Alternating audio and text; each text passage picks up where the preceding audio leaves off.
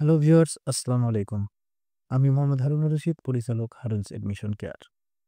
আমি যে কারণে আজকে আপনাদের সামনে এসেছি, দুটো শব্দ বিষয়ে আমরা আজকে ক্লিয়ার হবো। একটা চৌরাস্তা আর একটা হচ্ছে চৌচালা। চৌরাস্তা এবং চৌচালা এই বিষয় দুটো আমরা গুলিয়ে ফেলি সমাসে।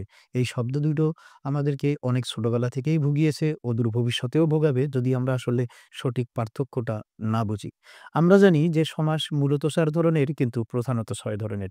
আমরা যে বই পড়ে বড় হয়েছি অর্থাৎ ২০২০ সালের কিংবা তার আগের যে এডিশনের বইটা আছে, ওই বইয়ে সমাস প্রধানত ৬ প্রকার লেখা থাকলেও ছোট্ট করে লেখা আছে যে কিছু ভাষা বিজ্ঞানীগণ যেটা করেছে সেটা হচ্ছে দ্বিগু সমাসকে কর্মধারয় সমাসের অন্তর্ভুক্ত মনে করেছেন। আবার কিছু ভাষা বিজ্ঞানী কর্মধারয় সমাসকেই তৎপুরুষ সমাসের অন্তর্ভুক্ত করেছেন। সেই দৃষ্টিকোণ থেকে ওই বইয়েও মূলত লেখা আছে সমাস ৪ ধরনের। নতুন যে ক্লাস 9-10 এর বইটি আপনি পাবেন সেখানেও লেখা আছে যে সমাস মূলত ৪ ধরনের। সে দীর্ঘ আলোচনা, ওই আলোচনায় আজকে আমরা যাব না। আজকে আমরা এই দুটো শব্দ অর্থাৎ চৌরাস্তা এবং চৌচালা আসলে কোনটা কোন সমাস? আমরা বই পুস্তকে যেটা পাই চৌরাস্তা হচ্ছে অবশ্যই দ্বিগু সমাস এবং চৌচালা হচ্ছে সংখ্যাবাচক বহুব্রী সমাস তথা বহুব্রী সমাস। চৌরাস্তা কেন দ্বিগু সমাস, চৌচালা কেন দ্বিগু সমাস নয়? কিংবা চৌচালা কেন বহুব্রী সমাস আর চৌরাস্তাই কেন বা দ্বিগু সমাস? আমরা বিষয়টা আজকে ক্লিয়ার করব।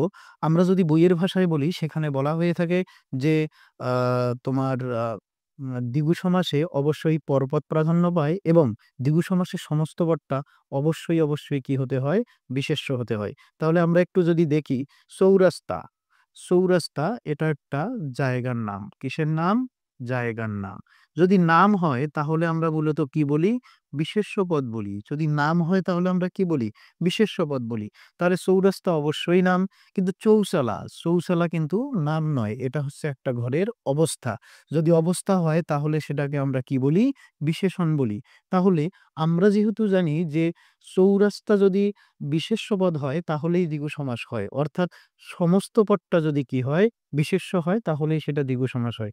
চৌরাস্তা যেহেতু বিশেষ্য পদ সেহেতু চৌরাস্তা কি সমাস? দ্বিগু সমাস। চৌচালাকে আমি কেন দ্বিগু সমাস বলব না? আমার মনে হয় আপনারা বুঝেছেন। কারণ চৌচালা বিশেষ্য পদ নয়, এটা কি পদ? বিশেষণ পদ। এরকম আরো আছে ৪ গজি, ৪ হাতি, ১০ গজি, তেপায়া যেগুলো আসলে বৈশিষ্ট্য বোঝায় কিংবা পরিমাণ বোঝায় অর্থাৎ অ্যাডজেক্টিভ হয়। এখানে আপনি বলতে পারেন ত্রিভুজ, শতাব্দী, সপ্তাহ, আ পঞ্চনদ ইত্যাদি যেগুলো আসলে নাম বোঝাবে অর্থাৎ সমস্ত পদটা অবশ্যই বিশেষ্য হবে।